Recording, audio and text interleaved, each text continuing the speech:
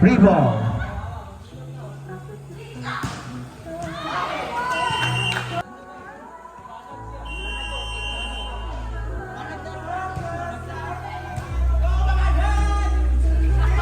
Bentik.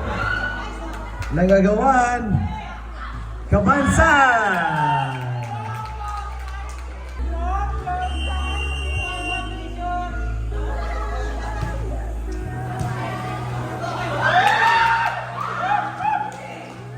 And Kabansay overcooks it.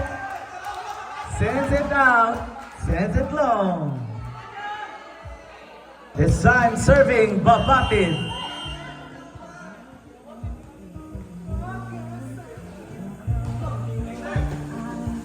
Yan. Set. Kabansay adjusts. Cherry is there. Guzman is black. Okay, free ball. Cycles.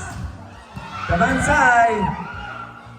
And it drops in. Score 21-23. Last time at Cycle Spikers. The MS are back to the ball game now. This is the final set of the match. We have 21-23. Up by 2. MSR now serving the setter, Babatid. And a short serve. Deflection for the counter attack. Guzman. Free ball.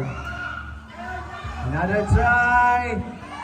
Bakas.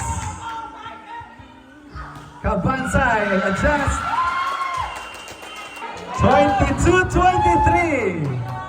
Walang nagpapaiwan. Now serving, Cycle Spikers.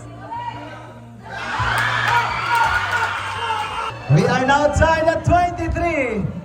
This is the championship match of Cycle Spikers and MSR. We have a break for MSR because they will be receiving and do an attack. Okay, this time. And that attack of Bakas. Opening the door to the championship point or the championship match. Participates the serve of Bentik. With a good serve. Back set.